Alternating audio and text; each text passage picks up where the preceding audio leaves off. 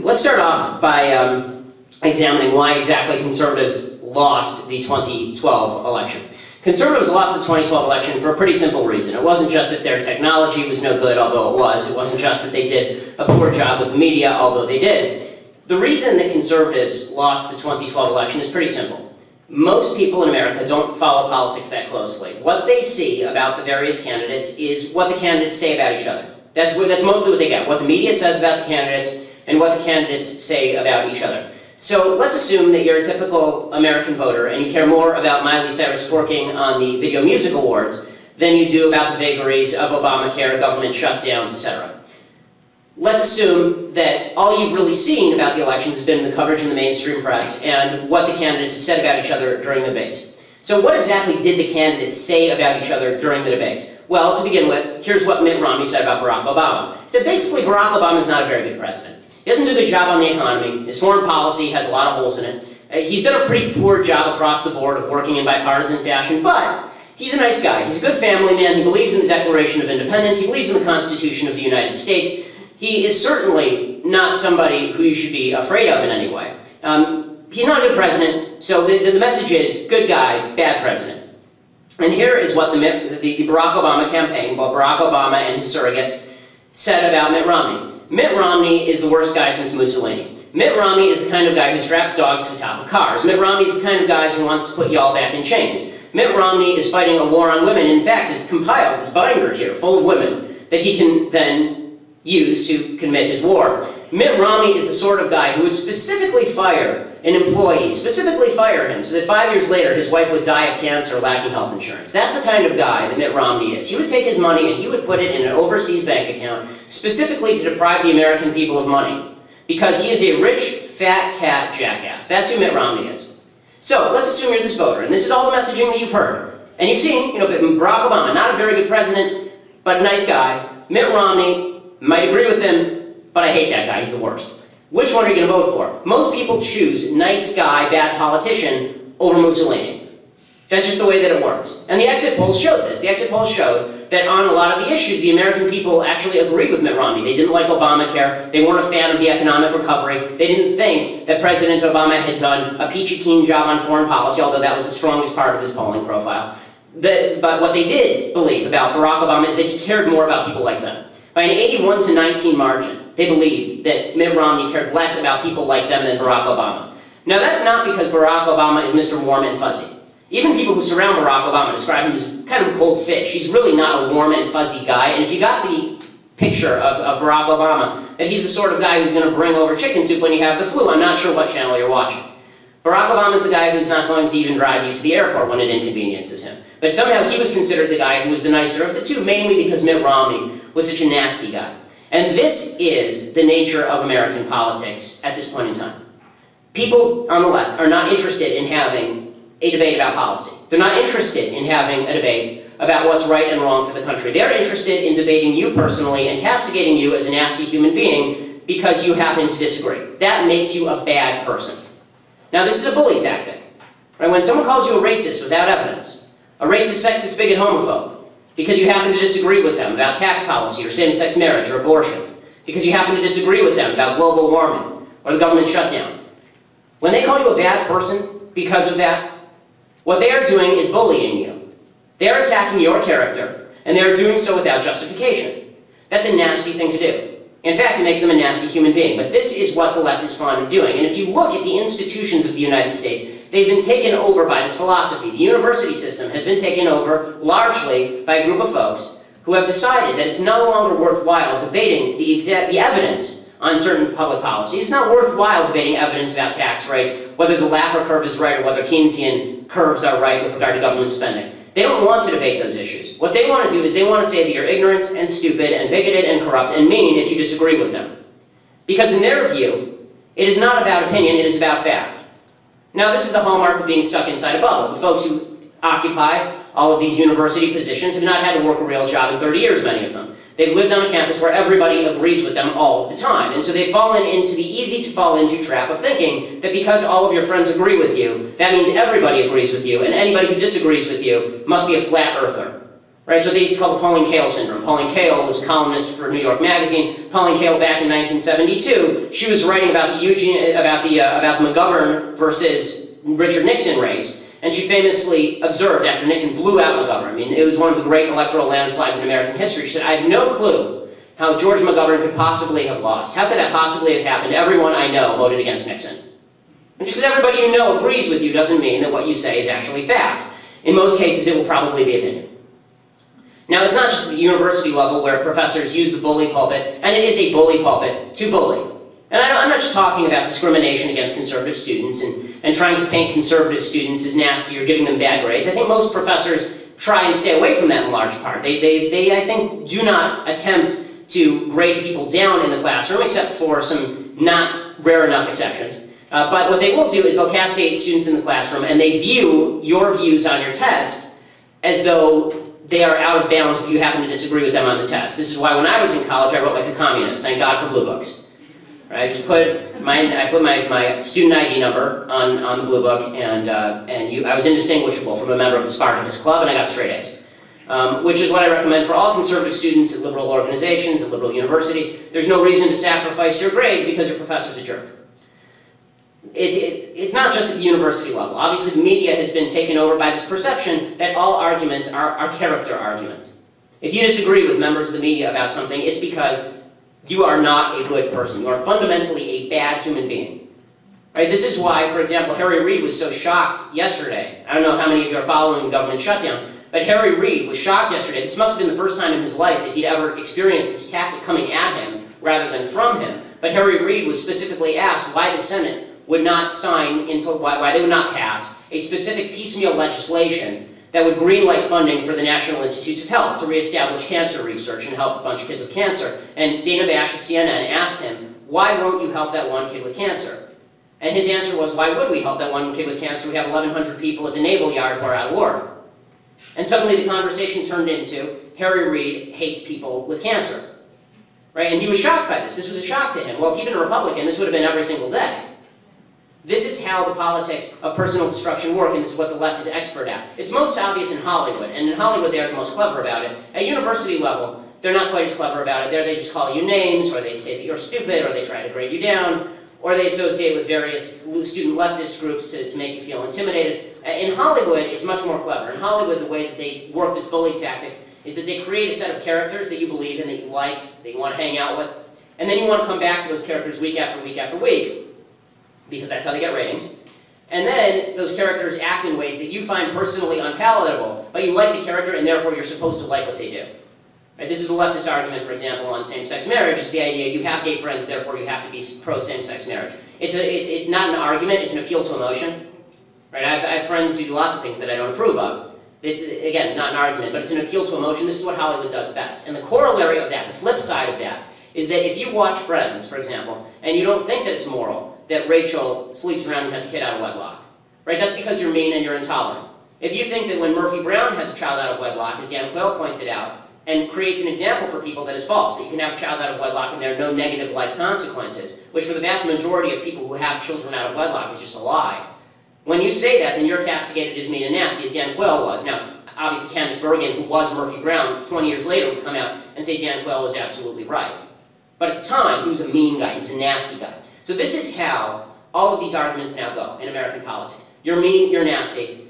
Even if you're arguing statistics and facts, you're mean and you're nasty and you're cold and you're a jerk. So, the first question for conservatives, before you get into how to debate this tactic, is when to debate this tactic in the first place. Not every fight is worth having. You have to pick your fights. There are really only a couple situations in which it is worthwhile to debate somebody on the left, or have a discussion, a political discussion with somebody on the left. The first is if they're serving you your food and they threaten to spit in it unless you have a discussion with them about politics. Then you should probably have the discussion about politics unless you want some form of gangrene. The second reason to discuss politics with somebody on the left is congratulations, you found the one honest liberal in America. He's wandering around the plains of Wyoming somewhere right now, but you've stumbled upon him. And he actually wants to sit down and have an evidence-based conversation with you, and you want to have an evidence-based conversation with him, and everything is just hunky-dory, and then you ride off on your separate unicorns. The third reason to have a discussion with somebody on the left, or an argument or debate with somebody on the left, is if there's an audience. And if there's an audience, then the goal of the discussion is not to convince the person on the left. The goal of the discussion is to destroy that person.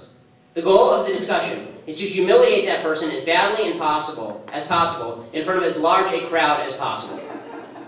Because your audience is not the person who's on the left. That person already disagrees with you, and they're not going to be convinced if there's somebody who's ardently of the left. If, again, you found that honest liberal, and he rode in on the unicorn and got off, and rainbows were shining in the sky, that's a different story. But if you're in a conversation with somebody of the left, and it's like most people on the left, they're very convinced of their positions, and they're just arguing for the sake of arguing, if there's an audience, your goal is to humiliate that leftist to the greatest possible extent. So, here is how you go about doing that. The first thing is you have to embrace the fire. This is something I learned from my late mentor, Andrew Breitbart. I knew Andrew for a very long time. I knew Andrew for 11 years. I met him when I was 17 years old, and Andrew was about 30. For those who didn't know Andrew or had never seen Andrew, Andrew was one of the more entertaining characters in American politics of the last 10 years. He was also a very, very clever tactician, and somebody who more than anything understood the fight. He understood that politics is war, and that you have to treat it like war. So Andrew always used to say, you have to embrace the fight, you have to walk toward the fire, was the phrase that he liked to use. You have to walk toward the fire. You're going to be hit with the slings and arrows of outrageous fortune no matter which way you turn. You can pretend to hide from it, you can run away from it, you can try to hide beneath your bed and hope that liberals leave you alone. There is no détente. Détente does not exist. No matter how nice, how polite you are, they will come after you. Mitt Romney learned this the hard way. Mitt Romney is one of the most polite people ever to run for president. And Mitt Romney was excoriated as the world's worst human being. It does not matter who you are. John McCain is best friends with people like Chuck Schumer. And it did not matter. When it came time for him to run, he was told that he was a radical right-winger, and he was painted as a crazy old coot to the vast majority of the American public. You will be castigated. You get in the fight, you're going to get punched. That's the way it's going to go. And you have to take the punch, and you have to brush it off, and you have to be willing to take the punch. So that's number one. Now, the second rule is don't take the punch first, hit first. Okay, you don't wait for the punch to come. You hit the person first. Just like in any good fight, so everybody has a game plan going in. But as Mike Tyson used to say, everybody has a game plan going in until you get punched in the face. That sort of changes things. So, the first way that you go about punching back is you have to frame your opponent. The left is expert at this. This is what we've been talking about. They framed Mitt Romney as the world's worst human being. And I've been on the receiving end of this. You will be on the receiving end of this. Whether it's just that look, I'm Jewish. That means that my entire extended family is liberal. And that means that whenever we have a Thanksgiving dinner, there will be an aunt there who immediately starts railing about gay marriage for no apparent reason. You're sitting there and you just want to watch the Lions game. And suddenly you're being told that you're an intolerant bigot, and suddenly Prop 8 is part of the conversation when it never was part of the conversation before. The left is expert at this because it's comfortable. The left has, what characterizes folks from the left more than anything else is not that they help people, but that they have an unearned sense of moral superiority. They feel superior to you. They are better people than you are. You don't understand. It's not that they have accomplished something. This is why college students are overwhelmingly leftist. It gives them this unearned sense of moral superiority. They're told that they are good people simply for believing that you are a bad person. Right? Because they're against racism, they're against sexism. Never mind that you're not a racist or a sexist. Never mind that if they pointed out to you a KKK guy out in the middle of the plaza, you'd run over there and try and beat him up. That doesn't matter. They feel better by calling you a racist and sexist than by actually accomplishing anything good for humanity.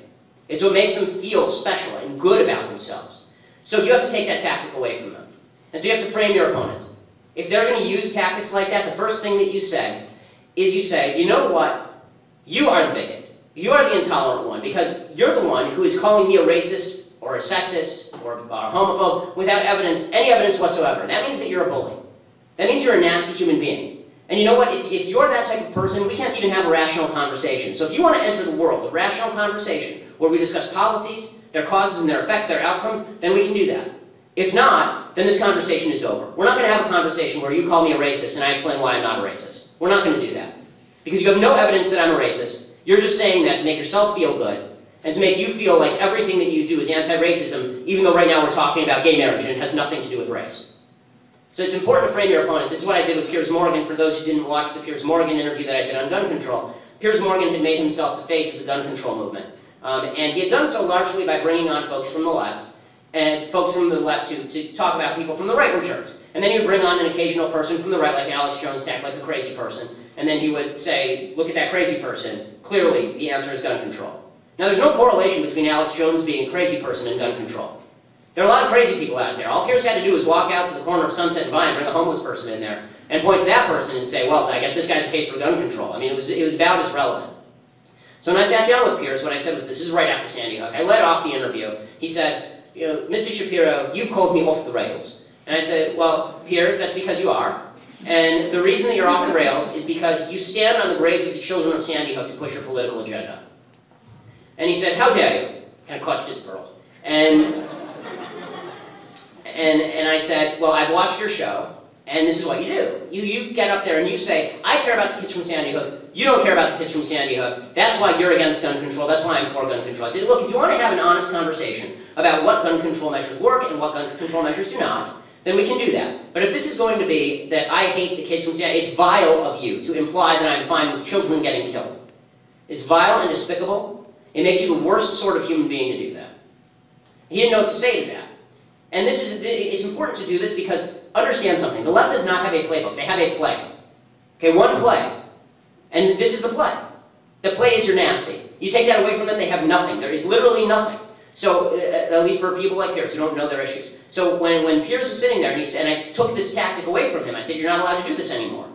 It finished him. I mean, it really did, because during the break, it was a 2-segment interview, and during the break, he was really pissed. And I remember turning to him and saying, boy, this is fun, isn't it? And he looked at me like I strangled his cat or something. And he actually had one of his producers bring out a person in a wheelchair who'd been injured in some sort of shooting. And I could see that they were preparing the camera. I mean, the cameraman was wheeling around. He was preparing to wheel the camera around and confront me with, dun, dun, dun. You know, they were going to show this person who'd been hurt in a gun shooting. He couldn't do it. The reason he could not do it is because I'd already taken the baton away from him. If he'd done it, I would have said, look, here you are standing on the graves of the kids of Sandy Hook. Now here you are standing on the wheelchair of this poor guy. Why do you have to exploit victims in order to make your point? Why can't you just convince me on the basis of the evidence that what you're proposing is the right solution for America? So he couldn't do it, and that ticked him off, and he was not a happy camper. So that's the first thing. Or the second thing, because you have to walk toward the fire, number one. Number two, you have to label your opponent. Number three, you have to frame the debate. The left likes to frame debates. You may notice this. Whenever you're in class, there are certain terms that will always come up. Terms like social justice, terms like tolerance, terms like multiculturalism, terms like diversity. All these things that sound wonderful and mean absolutely nothing, they're a crock of crap. They don't mean anything. Because when you get down to specific policies, then you're talking about something material. Even folks on the left, I assume, would not be for tolerating the rise of Hitler. Now, I know these days where they are on Hitler, but I assume that even the left would be anti-Hitler these days, so they don't tolerate Hitler. So it depends on what they're tolerating. They certainly don't tolerate conservatives. So tolerance is not an absolute moral value for the left. Acceptance is not an absolute moral value for the left. Multiculturalism is not an absolute moral value for the left. If you're a Christian, you know this already. If you're a religious person, you know this already. This is why the Supreme Court of the state of New Mexico is trying to force religious photographers to photograph same-sex weddings in violation of their own religious precepts. Okay, this actually happened. The left is not interested in multiculturalism. They're not about diversity. They're about all of these magical buzzwords that make them feel special and happy inside. So it's important that you take them out of the realm of that debate, because you can't argue against ghosts. You can't argue against buzzwords that don't mean anything. So what I did with Piers on the gun control debate, for example, is instead of having him start with the premise, why do you need a gun? Which is the wrong question. I have a right to a gun. Right? The wrong question is, why do you need a gun? There are multiple reasons why I need a gun, and I'm happy to explain them, but that's the wrong question. This is America. We have a right to a gun. So I took a copy of the Constitution of the United States out of my breast pocket, and I handed it to him, and I said, Piers, before we start this conversation, this is the Second Amendment. It would probably be good for you to read this, so we at least know what context we are operating in here in the United States. This is a constitutional right. So that now he had to argue on the basis of something that he was not comfortable with. You have to frame the debates. The terms of the debate matter. And this is true on any topic. Right? When you're talking about global warming, for example, the terms of the debate are not, does man cause global warming? That's actually an irrelevant question. The question is anything that you have possibly proposed going to fix this, even if you think that man caused global warming? And the answer is no. There's not a solution that the left can propose, short of us going back to 1800 standards of living, that will supposedly reverse the amount of carbon that's in the air. Right? There's literally nothing there. You have to frame the debate in terms that they are not familiar with, and in terms that are more realistic, and that are more grounded. Because otherwise it turns always back to the character argument. If you disagree with them on global warming, the next step is always back to, I mean, it's like it's like a dog tied to a chain. They're always right back to that post. And that post is always, well, you're a flat earther, you're an ignoramus, you're stupid. There are only 3 lines of attack for people on the left against anyone on the right.